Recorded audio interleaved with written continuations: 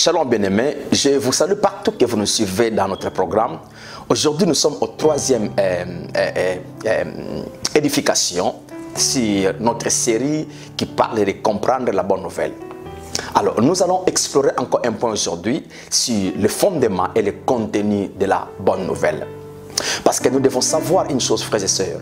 Jésus avait dit: comme le Père m'a envoyé, moi aussi je vous envoie. Donc chacun de nous étant qu'enfant de Dieu, nous sommes dans la mission. Non pas seulement les gens qui prêchent dans les églises, mais nous tous enfants de Dieu, nous sommes dans la mission. Nous devons le comprendre. Mais nous devons maintenant savoir comment exercer notre mission. Comment faire que notre mission soit efficace. C'est parce que nous devons continuer à construire la maison sur les fondements qui a été déjà posé. Maintenant, allons dans la Bible. Allons avec moi dans Matthieu chapitre 16. Vous connaissez l'histoire. Jésus demanda aux disciples: qu'est-ce que les gens disent de moi? Les disciples ont répondu. Et après, il demanda à eux qui étaient avec lui: maintenant, vous qui êtes avec moi, qui dites que je suis? Alors Pierre répondit au verset 16. Matthieu 16, Pierre répondit. Simon Pierre répondit: tu es le Christ, le Fils de Dieu vivant. 17. Jésus reprit la parole et lui dit: tu es heureux, Simon, fils de Jonas, car ce ne sont pas la chair et le sang qui t'ont révélé cela, mais mon Père qui est dans le ciel. 18. Et moi, je te dis que tu es Pierre, et que c'est cette pierre que je bâtirai mon église, et que les portes du séjour des morts ne prévaudront pas contre elle. Maintenant, là, Jésus répondit au Pierre que tu es Pierre, que c'est cette pierre que je bâtirai mon église. Si vous lisez d'autres versions, on parle de je construirai mon église. Maintenant, là, il y a deux pierres. Mais notons que le premier Pierre, c'est un nom d'une personne, parce que c'est avec P majuscule. La deuxième pierre qui est là, c'est un objet. Donc le deuxième pierre, c'est un objet. Alors, mais si vous prenez par exemple la version second 21, second 21, à la place du deuxième pierre, il a mis rocher. C'est ces rochers que je construirai mon église. Nous allons comprendre maintenant. Le premier Pierre, c'est une personne, les disciples, Simon Pierre. La deuxième pierre qui est là, c'est une chose, ou bien un objet, comme je vais te dire. Maintenant, c'est quoi la deuxième pierre? La deuxième pierre, c'est la révélation que Pierre avait dit à Jésus que tu es Christ. Dans d'autres versions, on dit tu es le Messie, le Fils de Dieu vivant. Donc, la deuxième pierre là, qui est là, c'est le Christ. C'est le Messie. Donc l'église, Jésus dit que mon église, parce que l'église appartient à Jésus, mon église est bâtie, ou bien là il paraît au futur, parce que ça c'est une prophétie qui va s'accomplir au jour de la Pentecôte, quand le Saint-Esprit est descendu dans les croyants, et l'église a commencé par là. Donc l'église est bâtie, est construite par Christ, avec le fondement du Christ. Donc c'est-à-dire, comme l'église est considérée comme une maison, qu'on pose un fondement, maintenant tout ce qui va se construire au-dessus doit suivre les fondements. C'est-à-dire qu'il doit suivre seulement à dire Christ, Christ, Christ. De 100% Jésus-Christ, qui sera le travail de nous, les croyants, de nous, les gens qui sont déjà dans le royaume. Donc, vous et moi, nous sommes appelés à proclamer Jésus 100% et à croire tout ce que Jésus a déjà fait. Parce que le fondement est déjà posé. C'est Jésus-Christ, pas autre chose. Le fondement du message que nous croyons, que nous apportons aux autres, n'est pas constitué sur autre chose. On sait que l'homme fait, on sait que les démons, le diable, on peut citer les liens. Non, ce n'est pas ça qui fait le fondement. Parce que toutes ces choses-là, on va arriver à dire que ce sont des choses qu'on a déjà traitées. Mais cela dépend qu'est-ce que moi je connais, qu'est-ce que je crois. Si c'est que Jésus a déjà fait. Allons un peu avec moi encore dans 1 Corinthiens chapitre 3. 1 Corinthiens 3, lisons les versets 10 et 11. 1 Corinthiens 3, 10 et 11. Yeah. Selon la grâce, là c'est Paul qui dit maintenant, selon la grâce qui m'a été donnée, comme un sage architecte, j'ai posé, écoutez bien, je ne poserai pas, j'ai posé les fondements et un autre battu dessus. Ça c'est très simple. J'ai posé les fondements et il y a des gens qui vont bâtir au-dessus du fondement. Mais que chacun prenne garde à la manière dont il est battu dessus. Il doit suivre les fondements.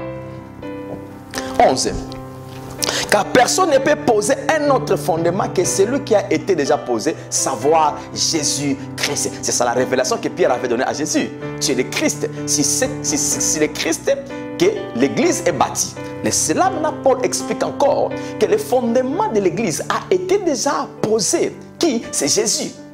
Souvenez-vous, l'apôtre Pierre qui dit que Jésus est la pierre angulaire pour ces gens-là qui baptisaient.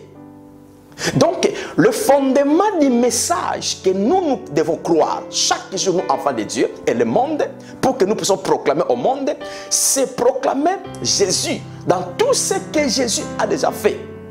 Comprenons, frères et sœurs, que Jésus a déjà complété le travail pour le monde entier.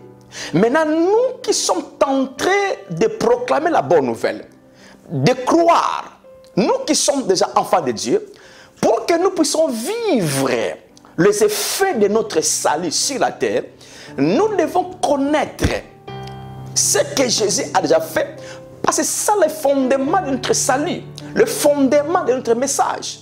L'Église n'est pas appelée à proclamer autre chose. Parce que si nous proclamons sur les démons, qu'est-ce que Jésus a fait par rapport aux démons? Il les a vaincus, désarmés. C'est-à-dire que lorsque je proclame la bonne nouvelle de la victoire que nous avons déjà, j'élève la victoire et ce que les démons peuvent chercher à faire maintenant n'aura pas des effets dans nos vies. Mais si j'élève maintenant les effets du travail des démons, qu'est-ce que ça fera? Ils vont avoir l'ampleur dans ma vie ou dans la vie de ceux qui croient. Parce que souvenez-vous, frères et sœurs, écoutez une clé.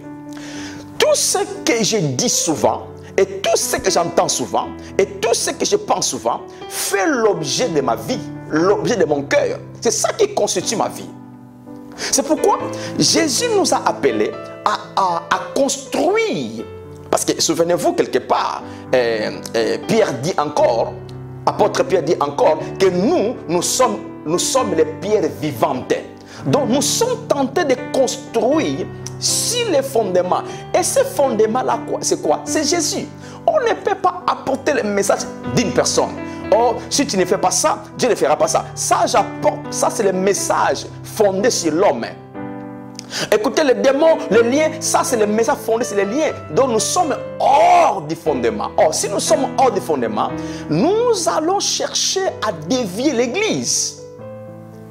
C'est pourquoi vous et moi, frères et sœurs, nous sommes appelés à croire. Si nous voulons voir les changements de nos vies, dans n'importe quelle situation qui peuvent nous tourmenter, ce que nous avons besoin de quoi? C'est de connaître Jésus l'a déjà accompli et nous croyons à cela. Souvenez-vous, dans notre deuxième partie, qu'est-ce qu'on avait dit? L'évangile, c'est la puissance de Dieu. Frères et sœurs, ce qui tourmente ta vie, les maux de tête, la maladie, peu n'importe quelle situation, il y a une possibilité au changement. Mais comment? En connaissant ce que Jésus avait fait. C'est ça la bonne nouvelle. En croyant à cela. Vous savez, bien aimé, écoutez ce que Christ nous a dit. Paul dit ça dans 2 Corinthiens 5. Paul dit, laisse-moi lire ça dans 2 Corinthiens 5, le verset 18 et 19. Et tout cela vient de Dieu. Quoi? Dans le verset 17, il y a la naissance de nouveau, les changements des choses anciennes et passées, toutes les choses sont nouvelles. Le verset 17, et tout cela vient de Dieu, qui nous a réconciliés avec Christ. Non, avec lui par Christ. Ça c'est le passé. Ça c'est le passé. Ok, je vais expliquer. Et qui nous a donné le service de la réconciliation, le ministère. Dans d'autres versions, on dit le ministère de la réconciliation. On nous a donné, chaque chrétien, vous avez un ministère en vous. Le ministère d'apporter le message à mon frère, à ma soeur, à mon voisin, que Dieu s'est déjà réconcilié avec toi. Et vous aussi, en étant qu'enfant de Dieu, tu dois être fondé et basé que Dieu est déjà un avec moi. Et maintenant, il dit au verset 19, car Dieu était en Christ, réconciliant le monde avec lui-même, sans tenir compte aux hommes de leurs fautes, et il a mis en nous la parole de la réconciliation. Il a mis en nous la parole de la réconciliation. Donc, il nous a envoyé dire au monde, Dieu n'est plus en colère avec vous. Les démons ont été déjà vaincus. Vous êtes un avec Dieu. La maladie a été déjà guérie. Le problème que vous traversez a été déjà résolu. Ça maintenant, c'est la bonne nouvelle qui attira l'attention des gens vers Dieu. Parce que ce qu'on pouvait faire comme erreur, lorsque nous parlons des choses hors du Christ, les démons, les liens, les autels, le diable, la malédiction, nous sommes attirer le cœur des gens vers ces choses-là. Et c'est ces choses-là qui vont fonctionner. La raison, il n'y a pas assez de changements dans la vie de beaucoup de chrétiens. C'est faute quoi? Parce que beaucoup de chrétiens jusqu'à présent n'ont pas encore écouté. C'est quoi la bonne nouvelle? Ce que Jésus avait fait, c'est quoi? Frère, nous sommes appelés, vous et moi chrétiens, nous devons dire aux gens, peu n'importe le temps, peu n'importe les circonstances, nous devons dire aux gens que Dieu les aime, Dieu les a déjà pardonnés, Dieu les a déjà délivrés. Ils ne sont plus dans le camp du diable, ils ne sont plus sous l'empire du diable, mais ils sont dans le camp de Jésus, dans le royaume de Jésus. Donc, en proclamant ce que Jésus avait fait, en connaissant cela, nous chrétiens, en quoi cela? Nous sommes en train de continuer sur le même fondement de la maison qui a été bâtie. Parce que vous savez, la force de l'immeuble, c'est quoi? C'est la fondation. La fondation a des matériels solides toujours pour supporter la maison qui va être au-dessus. Donc c'est ça que nous devons faire, vous et moi. Connaître la bonne nouvelle, annoncer la bonne nouvelle, 100% Jésus. Ne mélangeons pas, maître, oh, parce qu'il y a ça. Non, lorsque nous mettons autre chose, nous sommes en train de bâtir hors du fondement. Donc ça, ce n'est pas réellement l'église. Écoutez une autre chose que je vais vous montrer comme contenu. Je vais vous montrer comme contenu. Allez avec moi dans Romains chapitre 3. Romains chapitre 3, le verset 23 et le verset 24. Car il n'y a pas de distinction. Tous ont péché et sont privés de la gloire de Dieu. Il n'y a pas de distinction. Juifs et nation, juifs et païens, tous ont péché. Quand on dit tous, le mot tous là c'est quoi? Le mot tous c'est à partir du premier Adam jusqu'à la dernière personne qui naîtra. Sont tous. Donc l'humanité toute entière, c'est les tous là. Et on dit tous ont péché. Comment se fait quelqu'un qui naîtra une année après maintenant, il est dans les tous là, il a péché? Comment? On parle du péché de la nature du premier Adam. Toute personne qui est née dans ce monde, il est né avec ce péché là. C'est pourquoi tous ont péché. Et la conséquence de ce péché là de nature d'Adam, ça fait quoi? Ça nous sépare, ça nous a séparés de Dieu. Parce que là on dit tous ont péché et sont privés. Privé signifie séparé.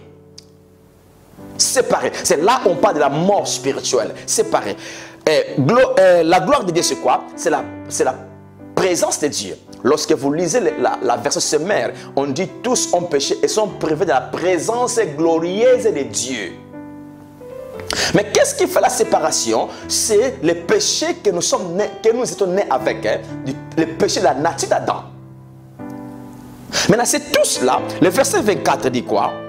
Et ils sont, la conjonction et, ça relie maintenant la première partie du verset 23 au verset 24. Et ils sont gratuitement justifiés. Ils au pluriel. Les c'est les tous. Donc les tous là qui étaient séparés avec Dieu, les tous là sont gratuitement justifiés. Là on ne parle pas de l'église, on parle du monde entier. Vous et moi, et tous ceux qui ne croient pas encore, nous sommes déjà justifiés. Comment? Gratuitement. Ce n'est pas mes œuvres. Ce n'est pas ce que je peux faire. C'est pourquoi l'église n'est pas fondée sur l'enseignement de l'homme.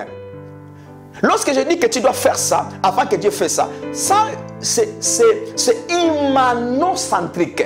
Ce n'est pas christocentrique. Et il y a des messages qui peuvent être, comment dire ça, démonocentriques.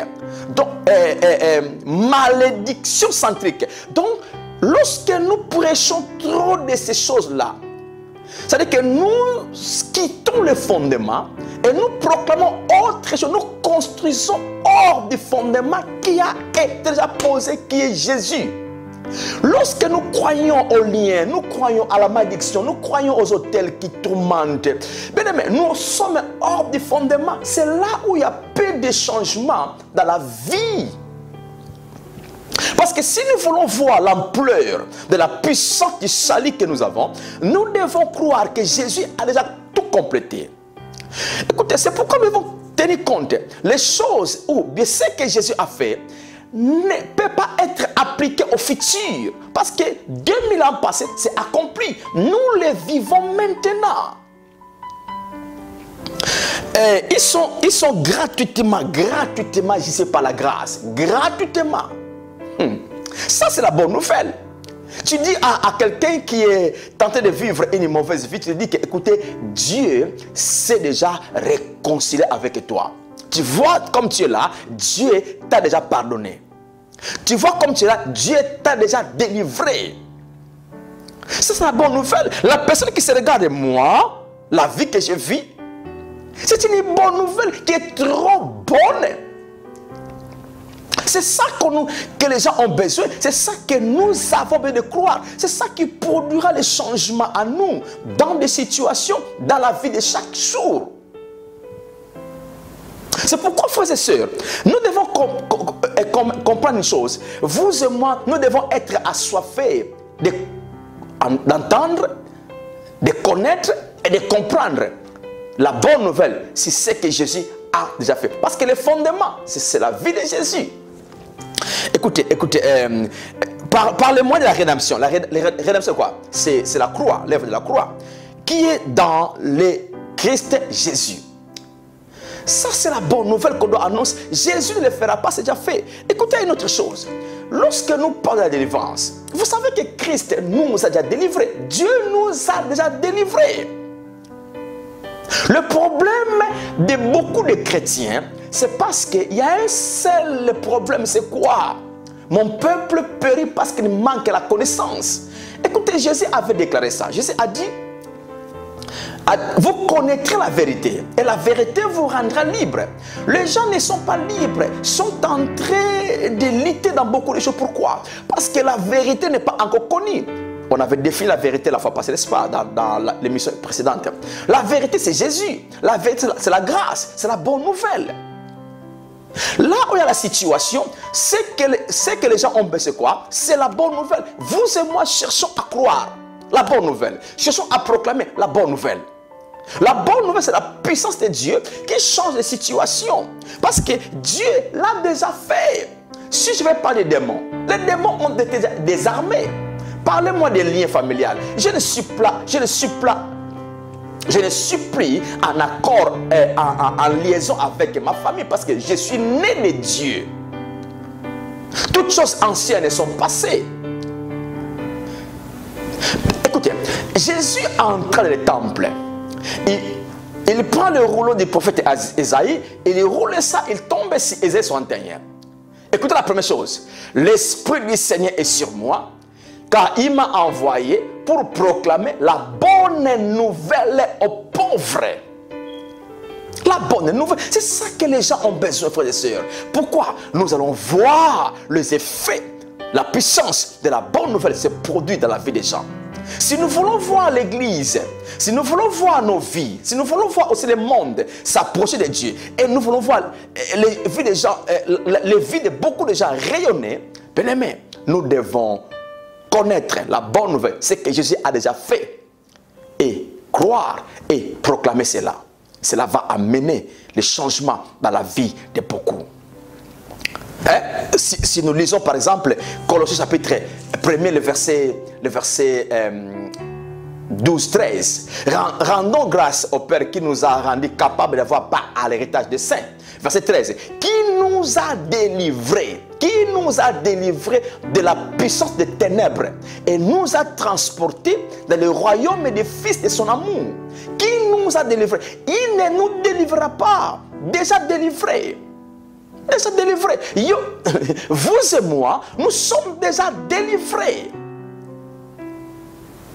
Jésus l'a déjà fait. Nous ne sommes plus ensemble avec le diable. Nous sommes dans le royaume. Ça, c'est la bonne nouvelle.